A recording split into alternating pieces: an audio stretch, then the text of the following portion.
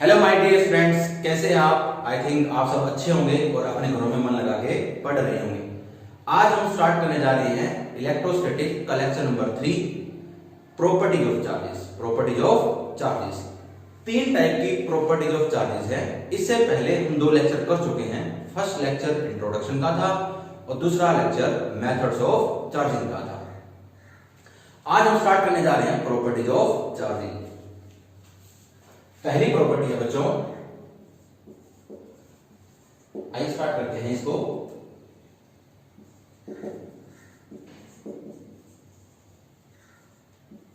Additivity of charges. Additivity of charges. Charges can be added और subtracted.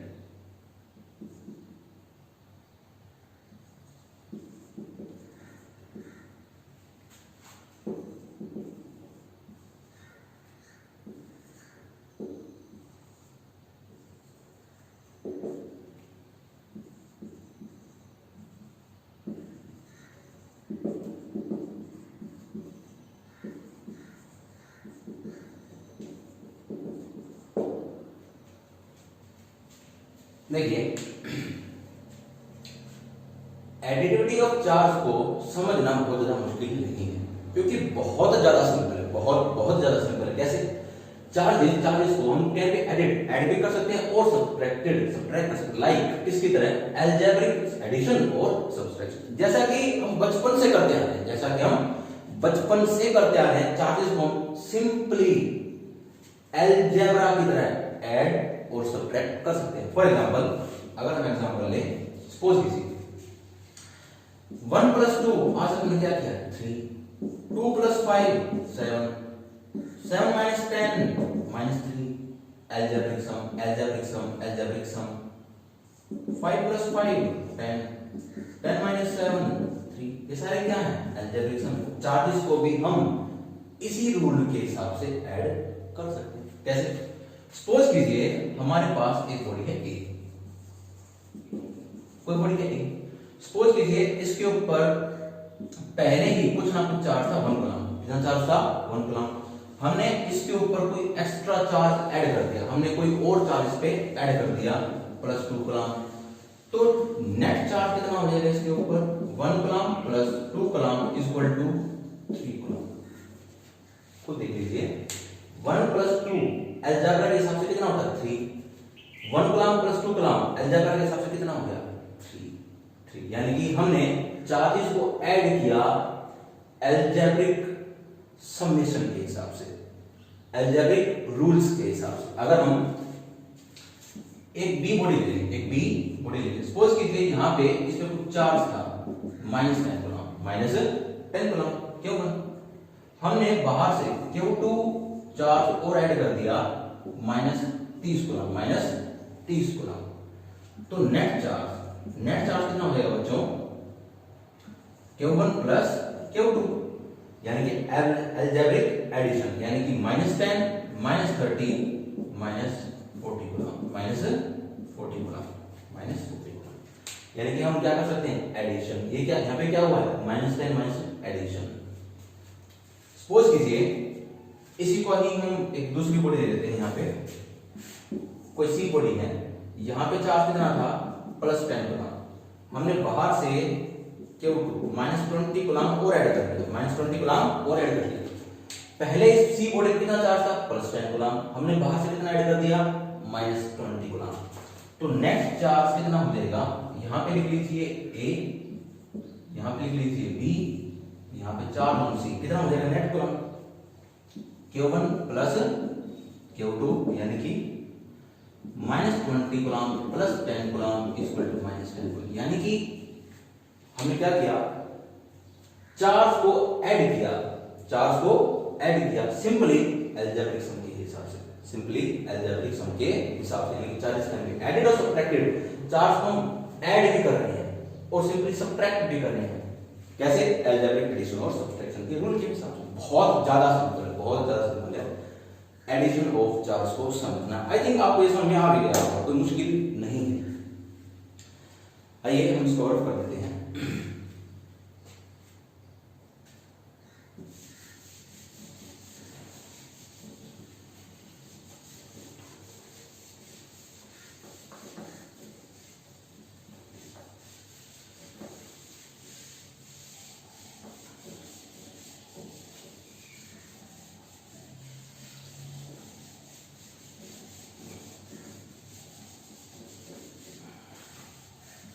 Second है बच्चों conservation of charge. Conservation of, इसके बारे में आपने 10th क्लास में बहुत ज्यादा सुना भी होगा। Conservation of momentum, conservation of charge, conservation of energy, क्या होता है ये, इसके बारे में आप सुन भी चुके हैं। In an isolated system, in an isolated system, important point, in an isolated system, important point, in an isolated system, charges neither be created nor be destroyed, but may transfer from one body to another, conservation charge बहुत ज्यादा simple है क्योंकि हम इसके बारे में सुन चुके हैं, हम इसके बारे में पढ़ भी चुके हैं। In an isolated system, important term समझने की वही है। आइसोलेटेड का मतलब क्या होता है बच्चों? आइसोलेटेड का मतलब होता है बच्चों free from external influence. External influence, जो एक्सटर्नल बाहरी इन्फ्लुएंस से फ्री हो, आजाद। फॉर एग्जाम्पल देखिए, हमने एक एग्जांपल लेते हैं।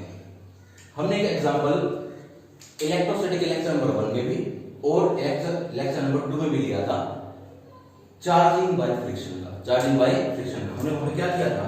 एक ली थी ग्लास रोड।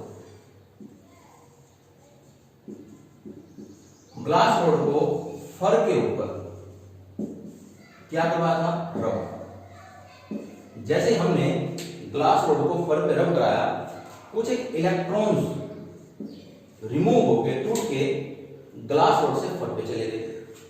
ये कैसे बन गई? नेगेटिव। ये कैसे होगी? पॉजिटिव। पॉजिटिव। अभी सारा सिस्टम कैसा है बच्चों?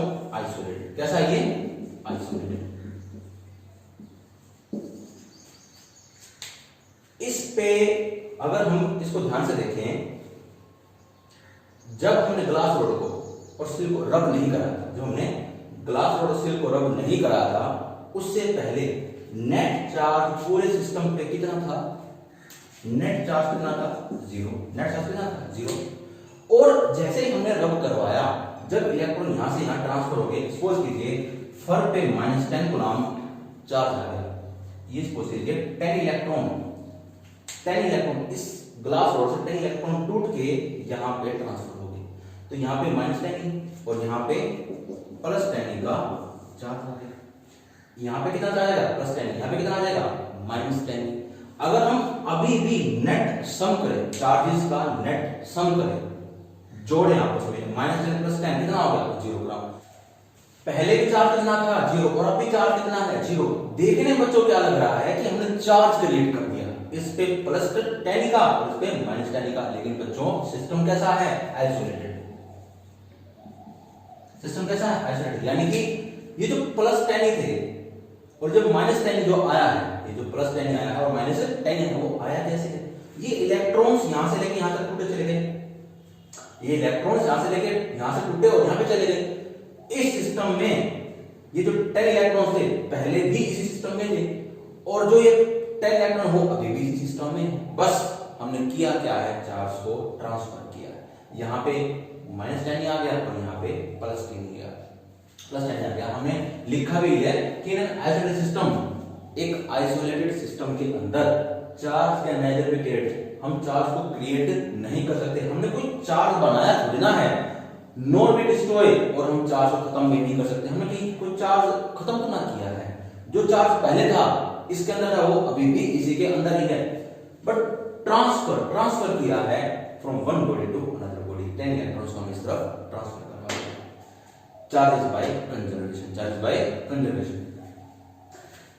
और अगर आपको आइसोलेटेड का मतलब समझना हो, फ्री फ्रॉम एक्सटर्नल इन्फ्लुएंस का मतलब क्या है बच्चों की, इस सिस्टम पे बाहरी तो कोई एक्सटर्नल फील्ड नहीं लगा हुआ, कोई इलेक्ट्रिक फील्ड हुआ, कोई भी बाहरी तो कोई फील्ड काम उस पे नहीं करा। This for isolated. आइसोलेटेड का मतलब अकेला सिस्टम, आइसोलेटेड का मतलब अकेला सिस्टम। और इसकी थर्ड प्रॉपर्टी, अब हम लास्ट यानी थर्ड प्रॉपर्टी की बात करते हैं। थर्ड प्रॉपर्टी है quantization of charge. Quantization of charge, quantization charge को समझने से पहले बच्चों हमको पता होना चाहिए क्वांटा क्या होता है। क्वांटा, क्वांटा का मतलब होता है बच्चों fixed packet, fixed packet, fixed packet, not in fraction, not in, आप इसका ऐसे बोल सकते नोट इन फ्रैक्शन, आपको और क्या समझ में आएगा। नोट इन फ्रैक्शन, जो टुकड़ों में ना हो, जो फिक्स पैकेट में, जो फिक्स पैकेट में। फॉर एग्जांपल अगर आपको एक बॉडी दे रखी है, एक बॉडी दे रखी है, एक बॉडी को सपोज कीजिए, अगर आपने इसमें से इलेक्ट्रॉन्स निकालने, इलेक्ट्रॉन्स बाहर निकालने, तो आप क्या करेंगे, इसमें से एक इलेक्ट्रॉन बाहर निकालेंगे, या फिर 2 इलेक्ट्रॉन बाहर निकाल सकते हैं, या फिर 3 इलेक्ट्रॉन बाहर निकाल सकते हैं, 4 इलेक्ट्रॉन बाहर निकाल सकते हैं, आप n इलेक्ट्रॉन बाहर निकाल सकते हैं। आप इसमें से ऐसा नहीं कर सकते कि 1/2 इलेक्ट्रॉन बाहर निकाल लिया, ऐसा नहीं हो सकता। 1/3 इलेक्ट्रॉन बाहर नहीं निकाल सकते, 5/6 इलेक्ट्रॉन बाहर नहीं निकाल सकते। आप फ्रैक्शन में इलेक्ट्रॉन बाहर नहीं निकाल सकते। इलेक्ट्रॉन बाहर आएगा तो फिक्स पैकेट में आएगा, यानी कि 1 इलेक्ट्रॉन, 2, 3 इलेक्ट्रॉन, या फिर 4 इलेक्ट्रॉन, या फिर 1 electron. This is known as quantization of charge, this is known as quantization of charge. आइए बच्चों अब हम इसके डेफिनेशन की बात कर लेते हैं। आई थिंक आपको यहां तक समझ में आ गया होगा।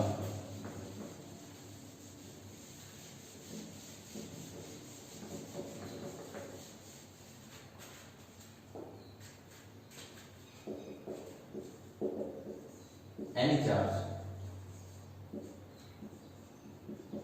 can be present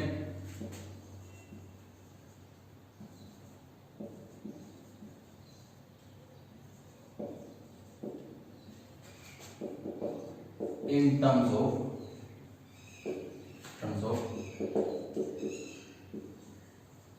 integral multiple of a basic unit charge, that is electron, that is electron. Any charge यानी क्वांटाइजेशन ऑफ चार्ज हमको क्या समझाता है, क्या बताता है कि any charge can be represent, हम किसी भी चार्ज को रिप्रेजेंट कर सकते हैं in terms of integral multiple of, integral and multiple of A basic unit charge electron plus minus Q is equal to Ne, Q is equal to Ne, Q is equal to I think आपको ये पता समझ में आ गया होगा। अब इसके ऊपर कुछ न्यूमेरिकल्स हैं, वो भी देख लेते हैं। Question number 1, which is bigger, कौन सा चार्ज, किस पे चार्ज बड़ा है, एक इलेक्ट्रॉन पे चार्ज बड़ा है या एक कूलम पे चार्ज बड़ा है। क्वेश्चन नंबर 1, ये वाला चार्ज बड़ा है, एक इलेक्ट्रॉन पे चार्ज बड़ा होगा या एक कूलम पे चार्ज बड़ा होगा, एक कूलम पे चार्ज बड़ा होगा। क्वेश्चन नंबर 2, इसी में भी अगर 1 कूलम चार्ज बड़ा है, अगर 1 कूलम चार्ज बड़ा है तो कितने इलेक्ट्रॉन्स मिलके, हाउ मच, कितने इलेक्ट्रॉन्स मिलके एक कूलम चार्ज बनाएंगे। आइए पहले ये प्रूफ करते हैं। इसका आंसर है एक इलेक्ट्रॉन के ऊपर जो चार्ज होगा वो छोटा होगा और 1 कूलम चार्ज बड़ा है। एक इलेक्ट्रॉन पे जो चार्ज होता है बच्चों होता है 1.6 × 10⁻⁻⁻⁻⁻⁻⁻⁻⁻⁻⁻⁻⁻⁻⁻⁻⁻⁻⁻⁻⁻⁻⁻⁻⁻⁻⁻⁻⁻⁻⁻⁻⁻⁻⁻⁻⁻⁻⁻⁻⁻⁻⁻⁻⁻⁻⁻⁻⁻⁻⁻⁻⁻⁻⁻⁻⁻⁻⁻⁻⁻⁻⁻⁻⁻⁻⁻⁻⁻⁻⁻⁻⁻⁻⁻⁻⁻⁻⁻⁻⁻⁻⁻⁻⁻⁻⁻⁻⁻⁻⁻⁻⁻⁻⁻⁻⁻⁻⁻⁻⁻⁻⁻ 1 इलेक्ट्रॉन का चार्ज है, यानी कि 1.6 डिवाइड बाय 10 की पावर 96 कूलम 1 इलेक्ट्रॉन का चार्ज, यानी कि 1.6 डिवाइड बाय 10 की पावर 19 से कूलम से, और ये क्या है 1 कूलम, ये कंप्लीट 1 कूलम, और ये क्या है फ्रैक्शन में है, और ये क्या बहुत ज्यादा स्मॉल क्वांटिटी है, 1.6 डिवाइड बाय 10 की पावर 19 लेस देन 1, ये तो बहुत ज्यादा छोटा होगा, यानी कि 1 कूलम क्या है बड़ा चार्ज, यानी कि बिगर किससे 1 इलेक्ट्रॉन के चार्ज से। ये तो मैंने प्रूफ कर दिया, ये सिंपल भी था और 10th क्लास में कर भी चुके होते हैं।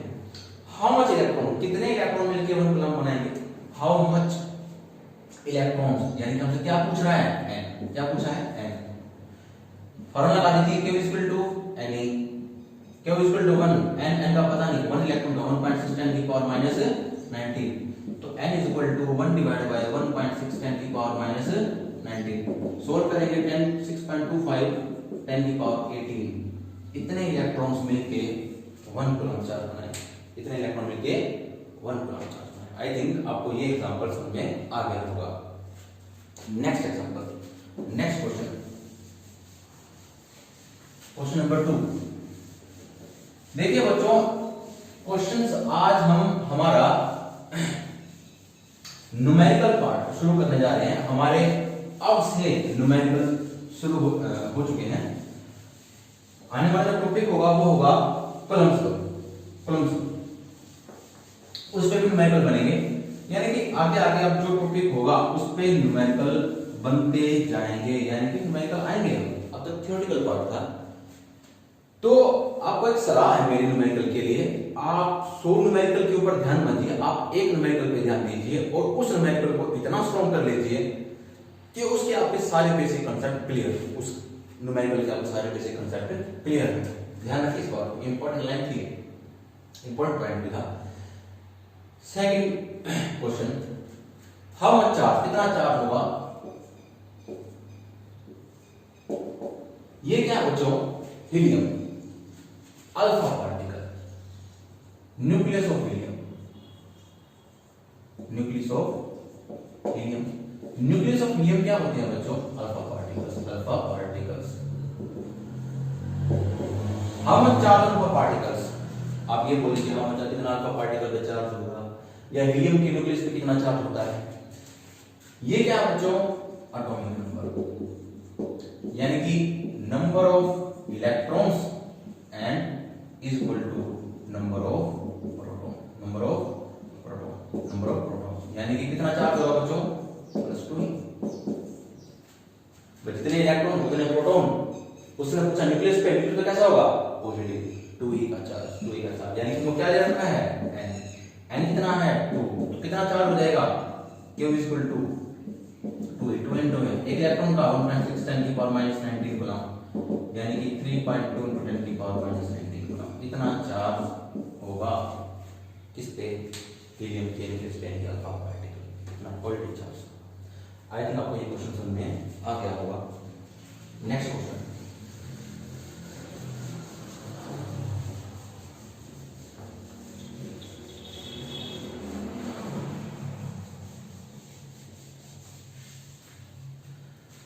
नेक्स्ट क्वेश्चन है बच्चों, हमने चार्जिंग एंड फ्रिक्शन में एक एग्जांपल किया था कि भाई हमारे पास एक पेन है, एक कोम्ब है, आप ये एग्जांपल लीजिए, कोम्ब है, और जैसे ही आप एक कोम्ब को अपने बालों में रब करते हैं तो उस कोम्ब के ऊपर नेगेटिव चार्ज आता है। कौन सा आता है, negative charge.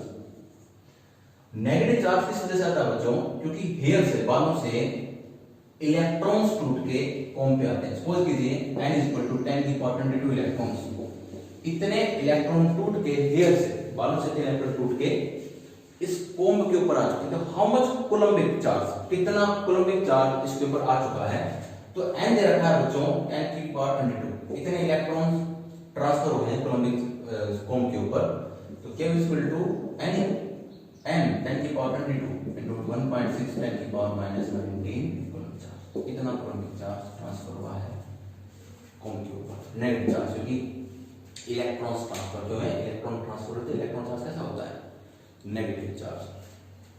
Question number 4, question number 4, जैसे हमने हीलियम के न्यूक्लियस के ऊपर, हीलियम के न्यूक्लियस पे चार्ज देखा था, ये क्वेश्चन आप खुद करेंगे 56 26, जो एक आयरन है, आयरन के न्यूक्लियस पे, यानी कि n ये क्या दे रखे हैं, n कितना हो जाएगा 26, एटॉमिक नंबर कितना है 26, यानी कि number of electrons and number of protons कितना है 26, यानी कि Q इक्वल टू, अब क्या लगाएंगे n, Q इक्वल टू 26 1.6 10 की पावर माइनस 19 चार्ज, कितना चार्ज होगा आयरन के न्यूक्लियस के ऊपर। अगर आपसे आयरन के न्यूक्लियस कितना चार्ज होगा पूछे, n equal to 26, atomic number के बराबर 26, n इक्वल 26, E इक्वल 1.6 10 की पावर माइनस 19 करो।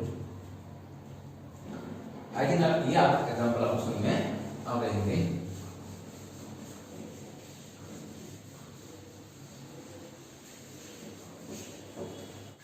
नेक्स्ट क्वेश्चन है बच्चों, हाउ मच